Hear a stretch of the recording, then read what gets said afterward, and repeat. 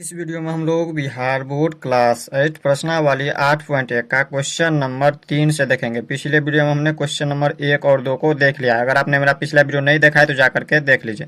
तो यहाँ देखिए क्वेश्चन नंबर 3 कह रहा है 60 विद्यार्थियों में से 40% विद्यार्थियों को विज्ञान विषय रुचिकार लगता है।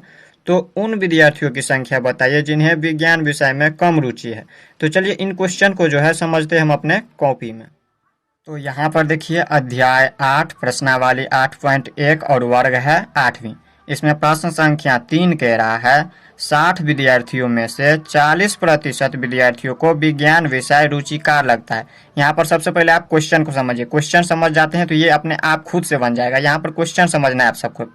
तो यहाँ पर देखिए क्वेश्चन कह क्या रहा है। क्वेश्चन कह रहा है 60 विद्यार्थियों में से, ये जो 60 विद्यार्थी है, कुल विद्यार्थियों की संख्या कितना है? 60 है। टोटल 60 विद्यार्थी है, जिसमें से इन 60 विद्यार्थी में से जो है 40% विद्यार्थियों को विज्ञान विषय में रुचिकार लगता है, यानी कि इनको अच्छा लगता है। तो कह रहा है उन विद्यार्थियों की संख्या बताइए जिन्हें विज्ञान विषय में कम रुचि है, यानी कि उनको कम अच्छा लगता है।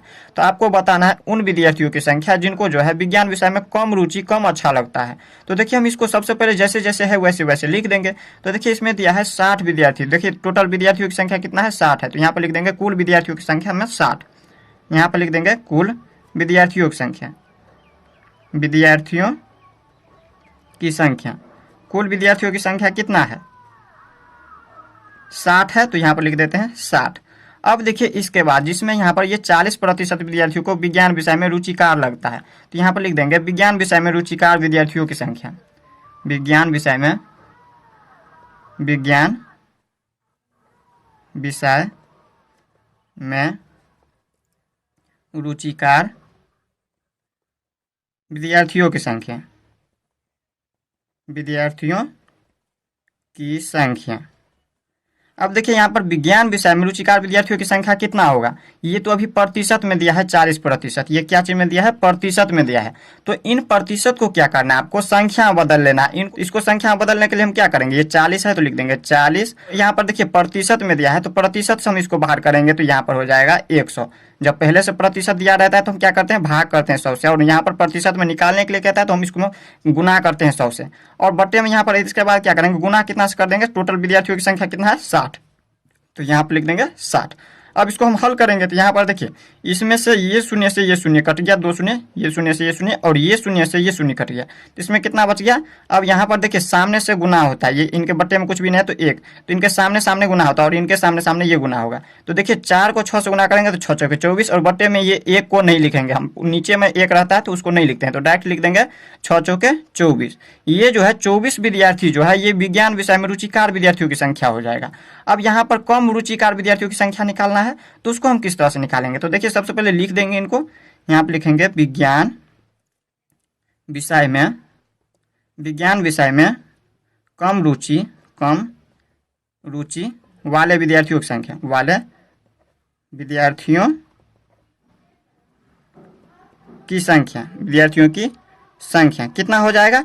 तो हम क्या करेंगे? ये जो 60 टोटल विद्यार्थी, कुल विद्यार्थी कितना है? 60, जिसमें से यहाँ पर 24 विद्यार्थी को जो है विज्ञान विषय में ज्यादा रुचि है, इनको अच्छा लगता है पढ़ने में, और बाकी का जो बचेगा वो हमारा क्या हो जाएगा? वो हो जाएगा कम रुचि वाले की संख्या। तो यहाँ पर हम 60 में से 24 को घटा देंगे, 60 में से जो है हम 24 को घटा देंगे तो ये हमारा कम रुचि वाले विद्यार्थियों की संख्या निकल जाएगा।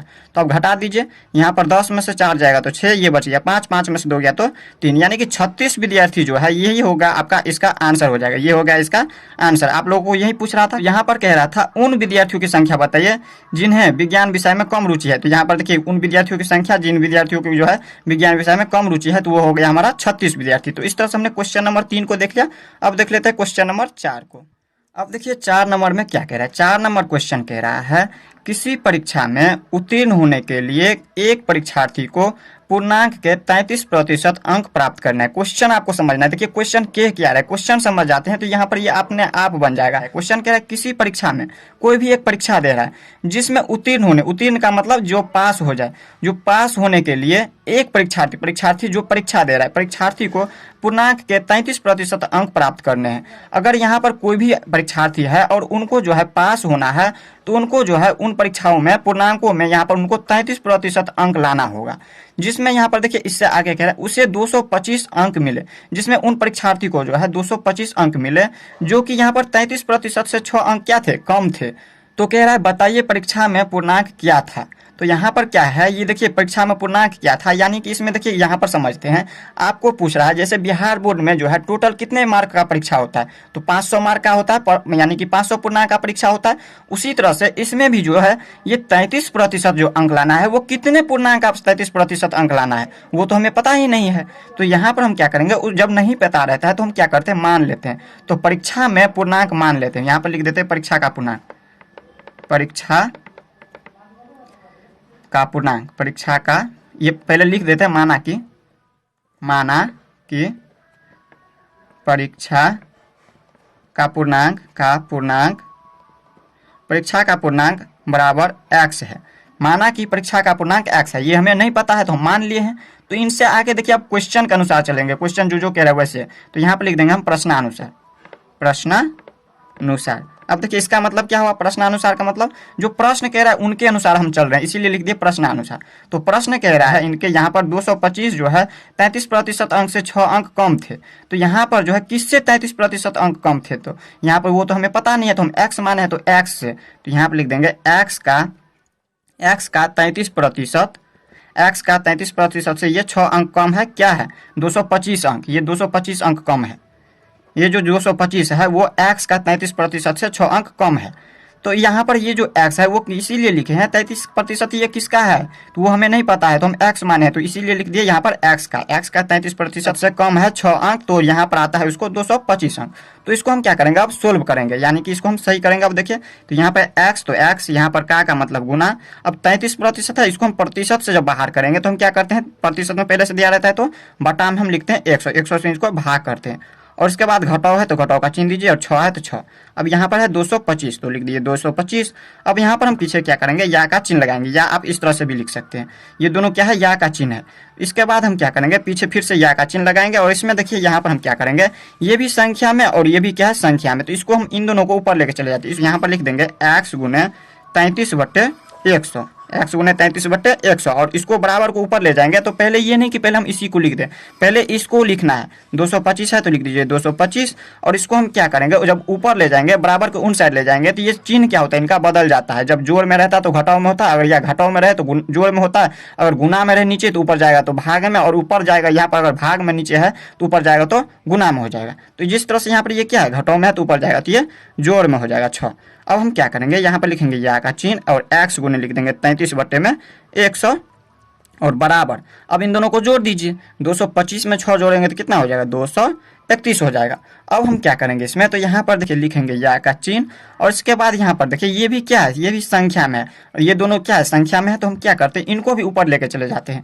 इनको जब ऊपर लेके जाएंगे तो यहाँ पर हो जाएगा x, और जब इसको ऊपर ले जाएंगे तो ये भी क्या है, ये गुना में है तो ऊपर में भाग हो जाएगा। तो ऐसे आपको करना नहीं है, भाग में इसको डायरेक्ट कर दीजिएगा। क्या, जब ऊपर ले जाएंगे तो इस बात को आप याद रखिएगा, इसको क्या करना है, उल्टा देना आपको डायरेक्ट। तो यहाँ पर 231 है तो पहले लिख दीजिए 231, और गुना में है गुना में लिख दीजिए, इसको हम पलटा देंगे तो यहाँ पर हो जाएगा 100, और बट्टे में 33 है तो लिख देंगे 33। अब इसमें हम काटेंगे, अब इसको देखिए यहाँ पर 3 से काटेंगे तो 11 तिया के 33, 11 बार में, और इसको हम 3 से काटेंगे। तो यहाँ पर ये नहीं कि आप कहीं से कहीं काट दीजिए, इसके बटा में कुछ भी नहीं, तो हम यहाँ पर समझने के लिए 1 दे सकते हैं। तो देखिए यहाँ पर क्या होता है, कोना कोनी काटते हैं, कोना कोनी क्या करते हैं हम काटते हैं, और सीधा क्या करते हैं हम गुना करते हैं, इस तरीका से। इसमें भी इस तरीका से हम गुना करते हैं। तो हम काट रहे हैं तो यहाँ पर कोना कोनी काटेंगे, इस तरह से कोना कोनी भी काट सकते हैं, और इधर से भी इस तरह से भी काट सकते हैं, इस तरह से भी हम काट सकते हैं बटा में रहे तो यहाँ पर देखिए यहाँ पर काटे हैं 11 तिया के 33, और इसको हम 3 से काटेंगे तो कितना होगा, तो यहाँ पर देखिए 3 सत्ते के 21, और इसके बाद देखिए यहाँ पर इसमें 2 और ये 1, तो 3 सत्ते के 21, फिर यहाँ पर 7, तो यहाँ पर ये 77 तिया के होता है 231। अब फिर से यहाँ पर देखिए कट रहा है 11 का 11, और इसको काटेंगे तो 11 सत्ते के 77। तो यहाँ पर x बराबर कितना हो रहा है, x बराबर हो रहा है, ये हो गया 700। यहाँ पर देखिए 7 को गुना कीजिए 100, 7 को 100 से गुना करेंगे तो 700 हो गया। तो यहाँ पर जो है, यहाँ पर ऊपर लिख देते इसको, यहाँ पर लिख देंगे परीक्षा का पूर्णांक कितना है, ये x माने हुए थे, यही हमें निकालना था ना, परीक्षा का पूर्णांक पूछ रहा था, तो परीक्षा का पूर्णांक हो गया ये 700। तो यहाँ पर लिख देंगे परीक्षा का कुल पूर्णांक लिखिए, या फिर डायरेक्ट लिखिए परीक्षा का पूर्णांक बराबर 700, यही कह रहा था हमें निकालने के लिए। तो ये हो गया इसका आंसर। तो इस तरह से हमने क्वेश्चन नंबर 4 को भी देख लिया। अब देख लेते हैं क्वेश्चन नंबर 5 को। अब देखिए 5 नंबर, देखिए 5 नंबर क्वेश्चन क्या कह रहा है। ये भी बहुत आसान है, पहले आपको क्वेश्चन को समझना है। क्वेश्चन समझ जाते हैं तो ये आसान हो जाएगा। तो ये क्वेश्चन क्या कह रहा है, कह रहा है रहीम अपना निवास स्थान, निवास स्थान का मतलब हो गया घर, जहाँ पे वो रहता है। तो रहता कहाँ पे, घर में ही रहता है। तो यहाँ पर हो जाएगा रहीम अपना घर 8 बजे सुबह छोड़ देता है। 8 बजे सुबह छोड़ देता है यानी कि घर से बाहर चले जाता है, और उसी दिन शाम 4 बजे घर लौट आता है। और उसी दिन जो है वापस जो है अपना घर शाम 4 बजे में, सुबह में छोड़ता है और शाम 4 बजे लौट आता है घर। तो कह रहा है 24 घंटे का कितना प्रतिशत वह अपने निवास स्थान पर व्यतीत करता है।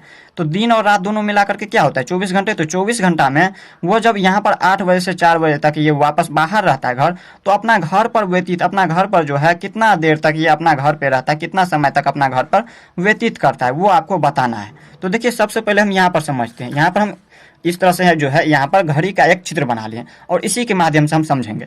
तो देखिए यहाँ पर जो है रहीम अपना निवास स्थान यानी कि अपना घर जो है 8 बजे छोड़ता है। तो यहाँ पर 8 कहाँ पे, यहाँ पे है 8, ये हमारा 8, और यहाँ से छोड़ता है तो वापस ये देखिए, और उसी दिन जो है 4 बजे शाम में ये पहुँचता है, अपना घर वापस लौट आता है। तो 4 कहाँ पे है, तो यहाँ पर है 4, ये है 4। तो इनसे आगे देखना इस तरह से नहीं देखना है आपको, यहाँ पर पीछे नहीं जाना है। 8 के बाद 9 होता है, इस तरह से आगे जाना है। तो आगे देखिए इसके बाद यहाँ पर 8 बजे से 4 बजे तक के बीच में कितना घंटा ये जो है बाहर रहता है। तो बाहर रहता है तो गिनती कीजिए कितना घंटा हो गया, 1 घंटा, ये 2 घंटा, 3 घंटा, 4 घंटा, 5 घंटा, 6 घंटा, 7 घंटा, और ये 8 घंटा। यहाँ पर 8 बजे से 4 बजे तक के बीच में कितना होता है, 8 घंटा होता है। तो यहाँ पर हम लिख देंगे 8 घंटा होता है। तो यहाँ पर हम लिखेंगे क्या, लिखेंगे क्या, तो देखिए यहाँ पर लिखेंगे रहीम द्वारा अपने घर से बाहर रहने का समय या व्यतीत किया गया समय, बाहर व्यतीत किया गया समय, रहीम जो है अपना घर से बाहर कितना समय तक व्यतीत किया। तो यहाँ पर हमने भी आपको बताया, यहाँ पर ये जो है इनके बीच में कितना घंटा होता है, 8 घंटा ये बाहर व्यतीत किया है। तो यहाँ पर हम लिख देंगे 8 घंटे। ये जो 8 घंटे है ये बाहर व्यतीत करता है रहीम। तो अपने घर के अंदर कितना घंटा व्यतीत करेगा, तो 24 घंटा में क्या करेंगे हम, 8 घंटा को घटा देंगे तो हमें पता चलेगा। लेकिन वो हमें प्रतिशत में पूछ रहा है, तो उससे आगे हम प्रतिशत में उसी को बदलेंगे। तो यहाँ पर लिख देंगे रहीम द्वारा अपने घर पर व्यतीत किया गया समय, तदरीकार हो जाएगा, व्यतीत किया गया समय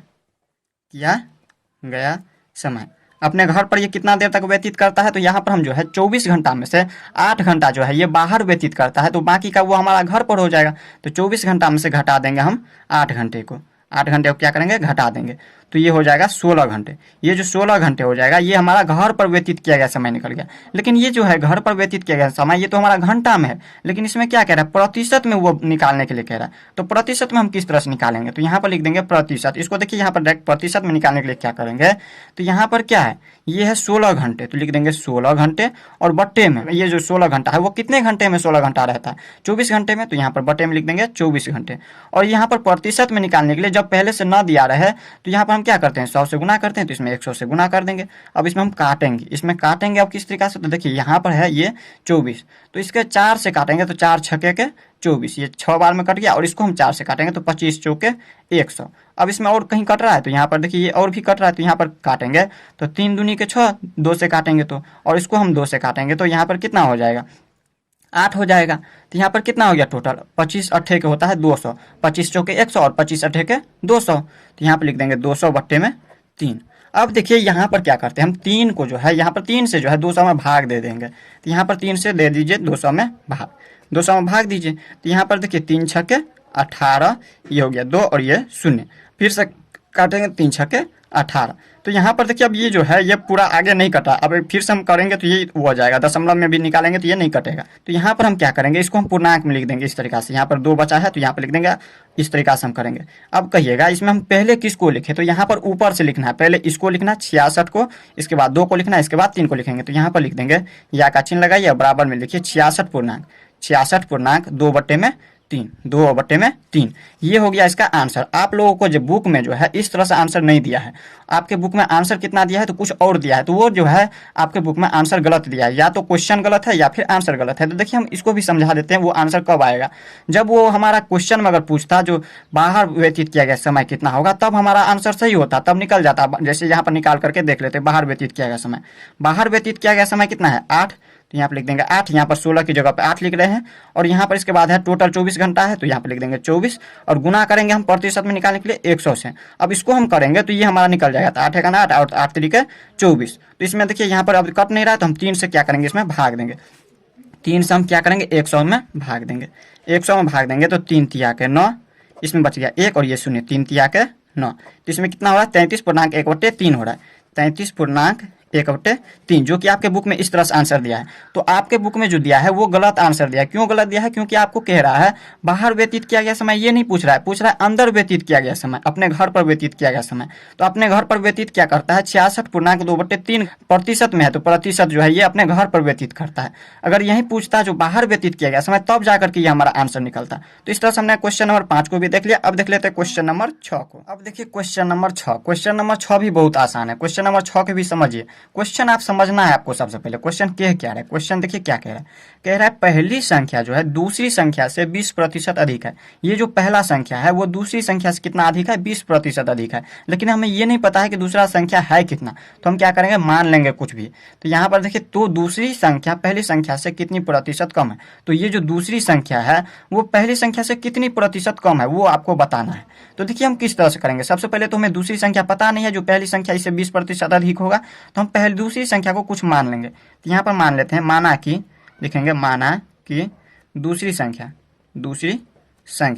माना कि दूसरी संख्या, यहाँ पर कुछ भी मान सकते हैं आप। जैसे हम यहाँ पर मान लेते हैं 10, दूसरी संख्या क्या है 10 है, तो इसका 20% हो जाएगा क्या पहली संख्या हो जाएगा अधिक। तो पहली संख्या कितना हो जाएगा, पहली संख्या हो जाएगा 10 + 2 बराबर में 12। अब कहिएगा 10 + 2 बराबर 12 कैसे आ गया, तो यहाँ पर देखिए ये जो है दूसरी संख्या से, ये जो दूसरी संख्या हम अगर 10 माने हैं तो इनसे 20% पहली संख्या अधिक है। तो यहाँ पर 10 का 20% निकालिए। ये जो 10 है इसका 20% कितना निकलेगा 20%, इसका 20% देखिए 2 निकलेगा। कैसे, तो यहाँ पर देखिए 10 है तो 10 और का मतलब होता है गुना, और 20% में पहले से दिया तो हम इसमें 100 लिख देंगे बट्टे में। तो अब देखिए ये शून्य से ये शून्य कट गया और दूसरा शून्य से ये शून्य कट गया, तो इसमें बच कितना गया है 2 बच गया। यानी कि 10 का 20% जो है 2 होता है। तो इसमें हम क्या कर दिए, यहाँ पर जो है 20% निकाल करके ये लिख दिया 2, संख्या में इसको लिख दिए। यानी कि ये जो दूसरी संख्या 10 अगर माने हैं तो पहली संख्या इसका 20% अधिक करते हैं, तो यहाँ पर आता है संख्या में हमारा 12 आता है। तो ये जो है ये हमारा पहली संख्या निकल गया। अब इनसे आगे कह रहा है तो दूसरी संख्या जो है पहली संख्या से कितनी प्रतिशत कम है। तो हम यहाँ पर करेंगे, पहले क्या करेंगे, इनको हम संख्या में लिख देंगे, इसके बाद हम प्रतिशत में इसको निकालेंगे। तो यहाँ पर हम क्या करेंगे, दूसरी संख्या में से पहली संख्या में से दूसरी संख्या को घटा देंगे, पहली संख्या घटा देंगे दूसरी संख्या को। तो यहाँ पर देखिए पहली संख्या कितना है 12, तो 12 में से घटा देंगे 10 को, तो ये जो निकलेगा ये हमारा 2 हो गया। ये 2 संख्या में निकल गया, लेकिन हमें कह रहा था, ये देखिए कह रहा था दूसरी संख्या जो है पहली संख्या से कितनी प्रतिशत कम है। दूसरी संख्या ये है दूसरी संख्या, ये जो दूसरी संख्या है ये पहली संख्या से कितना प्रतिशत में पूछ रहा है अधिक, तो ये तो हमारा संख्या में निकला है, प्रतिशत में इसी को निकालते हैं। तो प्रतिशत में यहाँ पर लिख देंगे प्रतिशत में निकालने के लिए हम क्या करेंगे, सबसे पहले लिख देंगे 2 और 2 ये 12% का, ये 12 संख्या का, ये जो 12 में से ये 2 संख्या यहाँ पर इसको घटाए हैं तो 2 आया है। तो इसके बाद हम क्या करेंगे, प्रतिशत में बदलने के लिए हम 100 से गुना कर देंगे। यहाँ पर 100 से गुना कर दिए। अब इसमें काटेंगे तो 2 छक्के 12, अब इसमें हम काटेंगे तो 2 से तो 2 तिया के 6, और इसको 2 से काटेंगे तो 50 दूनी के 100। इसमें हमने आपको यहाँ पर जो 10 माने हैं, इसके जगह पर आप कुछ और भी मान सकते हैं, जो चाहे वो मान सकते हैं आप।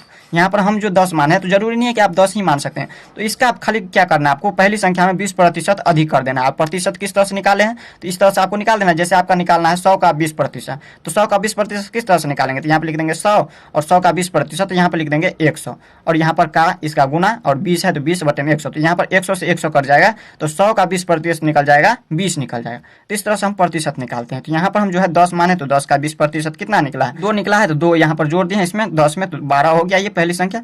इसी तरह से प्रतिशत जब इसका निकालेंगे तो यहाँ पर क्या आ रहा है, ये अभी बट्टा में आ रहा है 50/3, 3 आ रहा है, तो इसको हम क्या करते हैं, ये जो है आपके बुक में पूर्णांक में दिया है, तो इसको हम पूर्णांक में बदलेंगे। पूर्णांक में किस तरह से बदलेंगे, तो यहाँ पर देखिए है 50 और यहाँ पर नीचे में है 3, तो यहाँ पर हम क्या करेंगे, 3 से जो है 50 में भाग देंगे। तो 3 से 50 में भाग दीजिए, 3 एकान 3, इसमें बच गया 2 और ये है 0, तो 2 शून्य। अब इसके बाद देखिए 3 छक्के 18, 6 बार में ये हो गया 18, इसमें बच गया कितना 2। अब देखिए यहाँ पर 2 बचा है, तो यहाँ पर ये क्या करते हैं, हम सबसे पहले ऊपर वाले को लिखते हैं, इसके बाद इसको लिखते हैं, इसके बाद इसको लिखते हैं। तो यहाँ पर जो है इसको हम लिख देंगे, यहाँ पर पीछे या का चिन्ह लगाएंगे, इसको जब पूर्णांक में लिखेंगे तो हो जाएगा 16.2/3, 16.2/3। प्रतिशत में कह रहा था निकालने के लिए, ये प्रतिशत में हो गया, यही हो गया इसका आंसर। तो इस तरह से हमने क्वेश्चन नंबर 6 को भी इस वीडियो में देख लिया।